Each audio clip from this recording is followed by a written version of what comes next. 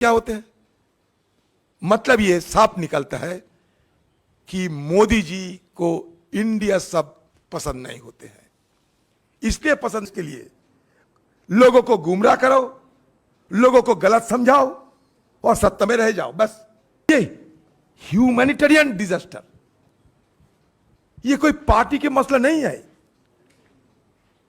It's a disaster of humanity, it's a humanitarian disaster.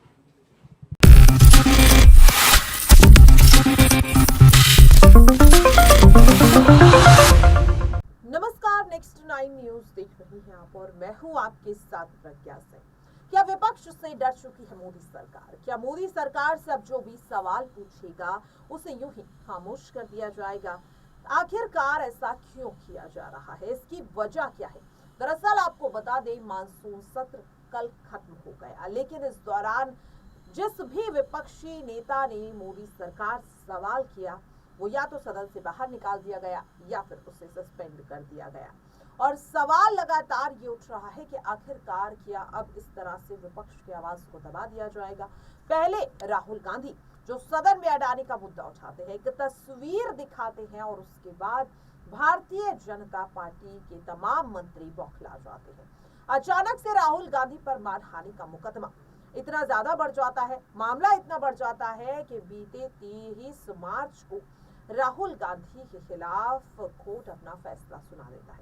Gujarat का सूरत court Rahul Gandhi को दोषी करार करता है और मानहानि के मामले में अधिकतम सजा यानी कि 2 साल की सजा सुनाता है, जिसे लेकर राहुल गांधी साफ तौर पर कहते हुए नजर आए कि उनके खिलाफ चाहे कोर्ट का कैसा भी फैसला आए, चाहे उनके खिलाफ कोई भी साजिश की जाए, चाहे उन्हें जेल में ही क्यों न डाल दिया जाए, लेकिन वो सवाल पूछना बंद नहीं करेंगे।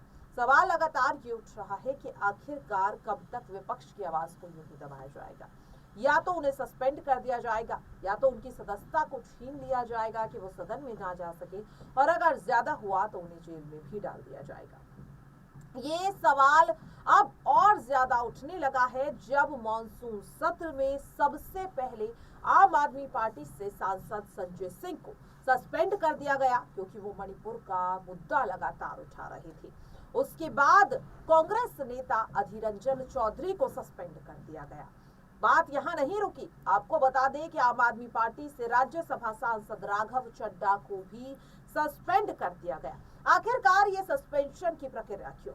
विपक्ष का काम है सवाल पूछना और कहीं ना कहीं पक्ष का काम है उन सवालों का जवाब देना, लेकिन आखिरकार अब इन सवालों से क्यों घबरा रही है मोदी सरकार? और इसी सवाल का जवाब अब देते हुए नजर आ रहे हैं कांग्रेस नेता अधीर रंजन चौधरी प्रेस कॉन्फ्रेंस करते हुए। क्या कुछ कह रहे हैं वो, आप भी जरा सुनिए। इसके लिए लोगों को गुमराह करो, लोगों को गलत समझाओ और सत्ता में रह जाओ, बस। एक सवाल है, एक आपके स्टेट से एक सवाल है। आज प्रधानमंत्री ने अपने पार्टी के एक प्रोग्राम में कहा वीडियो कॉन्फ्रेंसिंग के जरिए कि पंचायत चुनाव में खूनी खेल खेला गया बंगाल में। क्या आप भी मानते हैं? हाँ, बहुत हुआ है, क्यों नहीं मानेंगे? अभी सर इसी में ऐड ऑन बोल दीजिए। पीएम मोदी ने स्पीच में ये भी कहा है कि ऑपोजिशन को डराने के लिए वायलेंस यूज किया जा रहा है। देखिए, मैं तो क्यों नहीं होगा? बांग्ला में हुआ है, कब कहेगा कि राजस्थान में हुआ है, कब कहेगा कि छत्तीसगढ़ में हुआ है, ये नहीं कहेगा कि यूपी में हो रहा है। समस्या इसमें है, ये कभी नहीं कहेगा कि उत्तर प्रदेश में हो रहे हैं, ये कभी नहीं कहेगा कि मध्य प्रदेश में हो रहे हैं, ये कभी नहीं कहेगा कि हरियाणा में नू में क्या हो रहे हैं, ये नहीं कहेगा। जिनको इनको लगेगा ये बोलने से हमारा पक्ष सही रहेगा, ये सिलेक्टिव एक्विजिशन होते हैं, ये सिलेक्टिव एक्विजिशन। और दूसरी बात ये है कि मणिपुर के साथ बंगाल, छत्तीसगढ़, राजस्थान, ये तुलना नहीं होना चाहिए। अगर तुलना करे तो चाना बेदना में कोई फर्क नहीं रहेगा, बुलक और हिलक में कोई फर्क नहीं रहेगा, अनारस और बेनारस में कोई फर्क नहीं रहेगा। अधीर जी एक सवाल है। आप 21 जो लोग गए थे, आप विपक्ष पार्टी गठबंधन से 21 लोग गए थे, उसमें आप भी थे, तो मणिपुर को लेकर के या मणिपुर मुद्दे को लेकर के विपक्ष का अब क्या स्टैंड होगा? हमारा तो मांग यही होगा मणिपुर में शांति बहाल हो, मणिपुर सौहार्द बने रखे, मणिपुर में भाईचारा की बहाली हो, मणिपुर के लोग शांति में अपना जिंदगी गुजार पाए, क्योंकि लोगों की वहां इतना दुख वेदना इतना परेशानियां हैं आप सोच नहीं सकते। आपके लोगों के बहुत सारे साथियां मणिपुर में गए थे, दौरा किए, उन लोगों को पूछ लीजिए आप, अगर एक भी लफ्ज हम लोग ज्यादा बोलते हैं तो आप आके जो मर्जी हमारे खिलाफ बोलते रहो। ये ह्यूमैनिटेरियन डिजास्टर, ये कोई पार्टी के मसला नहीं है, it's a disaster of humanity, it's a humanitarian disaster. भयंकर हालत, भयंकर हालत, भयंकर हालत। देखिए मणिपुर हो, नॉर्थ ईस्टर्न रीजन हो, वहां की कोई भी घटना घटे मेनलैंड इंडिया में उसका ज्यादा असर नहीं होते, इसलिए ये सरकार को भी इस तरीके की उदासीनता देख पाते हैं। अगर मणिपुर की घटना सारा देश की राजनीति में, सियासत में कोई जबरदस्त कोई प्रभाव का मसला होते तो मणिपुर के लिए सरकार भी और ज्यादा व्यस्त रहते, और ज्यादा तकलीफ उठाते, कोशिश करते। लेकिन मेनलैंड इंडिया में मणिपुर के मुद्दे को ज्यादा असर नहीं देख पाते लोग, इसलिए चुप्पी साधे हैं, इसलिए इतना उदासीनता अभी भी आप देख रहे हो। दादा लास्ट 2 क्वेश्चन आप और उसके बाद बस हो गया। भारतीय जनता पार्टी के एक सांसद ने गृह मंत्री को खत लिखा है और कहा है कि धर्म के आधार पर जनगणना होनी चाहिए। धर्म के आधार पे जनगणना होनी चाहिए, धर्म के आधार पर। उन्होंने ये भी कहा कि अगर मुस्लिम की जनसंख्या ज्यादा है तो उसका जो है अल्पसंख्यक का जो पद है वो हटा देनी चाहिए। तो मैं क्या करूं? क्या ऐसा होना चाहिए? दादा हाँ बोलिए। दादा प्रधानमंत्री ने 13 से 15 अगस्त के बीच हर घर तिरंगा अभियान चलाने तो पहले भी किया था, लेकिन क्या विपक्ष के लोगों को आमंत्रण मिला है इस बारे में?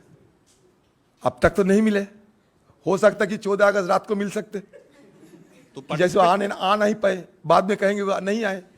और दूसरे बात, तिरंगा पताका हमसे उधार लेते हैं, मोदी जी ज्यादा उधार लेना चीज पसंद करते हैं।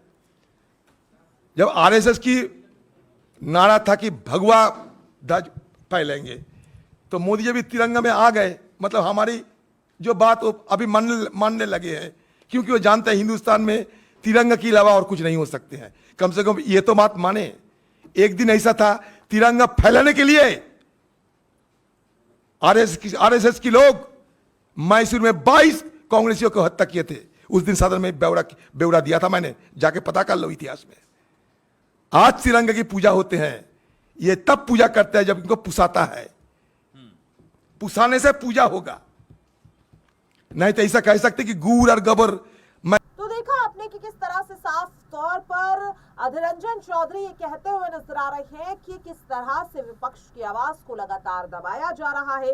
शुरुआत कांग्रेस नेता राहुल गांधी से होती है, उसके बाद मनीष सिसोदिया। जी हां, आप सभी को याद होगा दिल्ली के पूर्व डिप्टी सीएम मनीष सिसोदिया को जेल में डाल दिया गया। वो जमानत के लिए लगातार तरस रहे हैं। दिल्ली के पूर्व स्वास्थ्य मंत्री सत्येंद्र जैन, वो इस वक्त जेल में बंद है।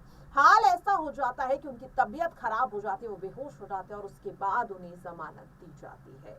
वहीं संजय सिंह सदन में मणिपुर पर जवाब मांग रहे थे नरेंद्र मोदी से, और किस तरह से उन्हें बर्खास्त कर दिया गया, उन्हें सदन से बाहर निकाल दिया गया। लेकिन संजय सिंह रुके नहीं, सदन के बाहर से वो लगातार सवाल पूछते रहे। राघव चड्ढा पर जिस तरीके से सदन की ऐसी कड़ी कार्रवाई देखने को मिली, अधीर रंजन दास ने आखिरकार ऐसा क्या सवाल पूछा जिससे प्रधानमंत्री की अवहेलना हो गई, उनके सम्मान पर चोट पड़ गई। और अब सबसे बड़ी बात कि कांग्रेस पार्टी के वरिष्ठ नेता राहुल गांधी का भाषण सदन में कब होगा, क्या राहुल गांधी बोलेंगे, ये तमाम सवाल भारतीय जनता पार्टी पूछते हुए नजर आ रही थी।